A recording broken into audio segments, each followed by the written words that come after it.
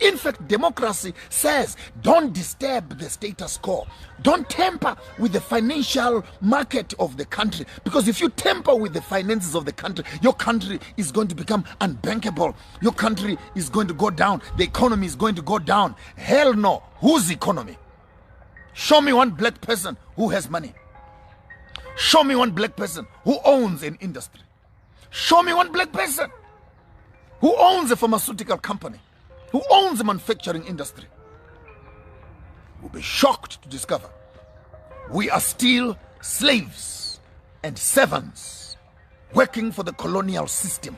Take note, I'm not insulting any political party, but I want to insult their insensitivity that they walk around and campaign. I am saying this from Nigeria to Uganda to Kenya to Ghana to Zimbabwe to South Africa to Botswana, anywhere in Africa. Tell me one political leader who has made an intentional business of improving and establishing factories for his own people. Sit around approving business budgets for what? Just take that money, open industries. Take that money, open up mines. Take that money, open up agricultural farms. Have food for your people, employment for your people. How complicated can that be? The model to follow is Dubai. Look at Emirates. They have nothing. All national fund. Use the national fund to make Dubai a capital city of industry for the whole world. Here we are in Africa. We have cocoa, we have bananas, we have coal, we have platinum, we have diamonds, we have oil, we have weather, we have tourism, we have everything. But in the midst of all these resources, our African people are still languishing in poverty. Can I ask you, the intelligent ones, what is the problem of Africa? What is the problem? We have the resources, we have the universities, we have the education, we have the skills. What is the problem? The problem is we are trained to maintain a system that does not benefit us. We go to school to learn to maintain that system. We train our children to look after the system. Our political system has no will at all to empower the local people. It has no will. There's no political party that wants to remove bread from the mouth of the white man. That's a fact. Because all these political leaders are eating with the colonizer. So how can you destabilize a system that is giving you food? So it's a typical state where Uncle Tom kind of boys who now are being told, you are not like them. You are a better black than them. Please, you can eat here. You can sign here. You can own this also and that. And before you notice it, 5 years, 10 years later, our political leaders have just become rubber stamps in government for pushing a European colonized agenda. I'm still looking for a country that will take its own resources and improve its own infrastructure. I challenge all the African political heads across Africa. Go to Dubai, not to shop. Go and study. Go and study how a place that has nothing has been able to change its course from a desert to a capital city of shopping in the world. Go there and study. And many of you who are here always insulting me about Christianity, some of the most prosperous countries in the world are non-Christian at all. Look at China. Look at India. They are succeeding. Do they even believe in Jesus?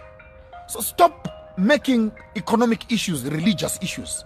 We need to start looking at politics and these political issues head on and look for real solutions. And many of us who are in the business of praying, for how long shall the African continue to pray? 500 years later, still praying, calling on the name of Jesus. What answers does he give us for land? What answers does he give us for poverty? What answers does he give us for sicknesses and disease? What answers does he give us for land? So stop being too obsessed with cliches of religion that lock you and paralyze African function. The African soul and conscience is trapped in the religion and the spirituality it has been given under the Christian banner and Islam banner. whereby the African child has become twice a slave to the master who governs him and to the religion that manages his conscience. Yes, that's what we do. We teach the people how to dress, how to treat Mlungu, how to look for jobs, and how to become yes boss, yes boss, yes boss, and how to work together. And at the end of the day, the system we have been given is not there for the liberation of the African people. I challenge the political systems, challenge EFF, challenge ZANU-PF, I challenge ANC, I challenge all the political parties, wherever you are. When you win, when you lose, go to other countries and study and see how they have nationalized their resources so that those resources can benefit the local people. I can't believe Zimbabwe, my own country, has 87 rare minerals that are being looked and sought for in the whole world. And yet the country to date does not have its own currency. Does not have its own currency. What's your problem? The mines are in your hands. The taxes are in your hands.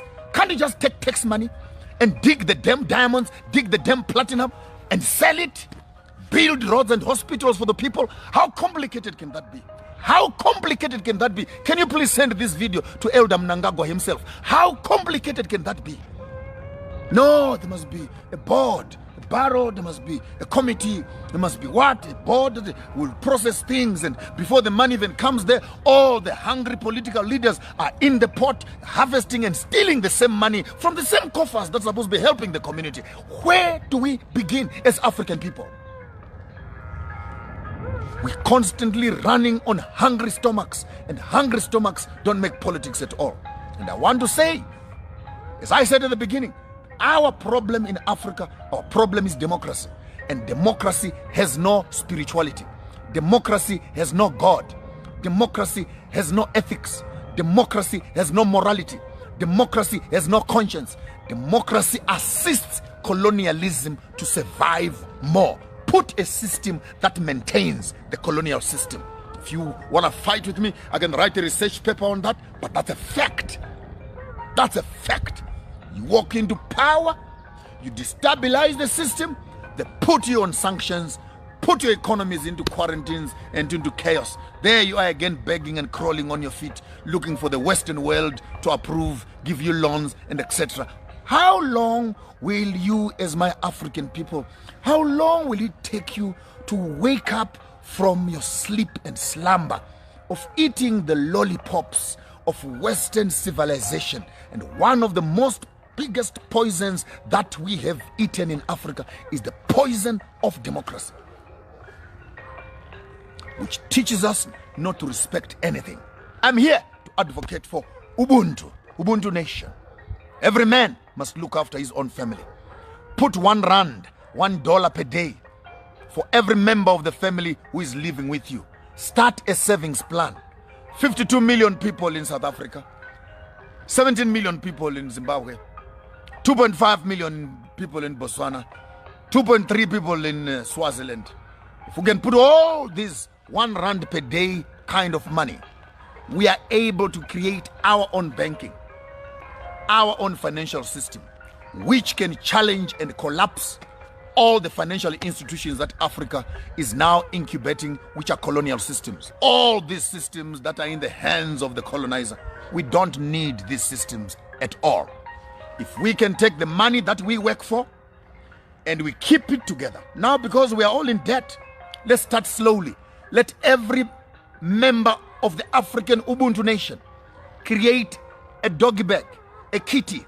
Have a small little savings plan in your house.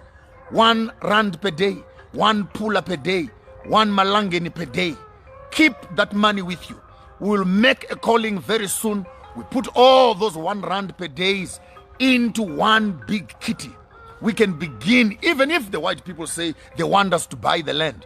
We can afford to buy the land for ourselves. 52 million rand a day or 47 million rand per day times 10.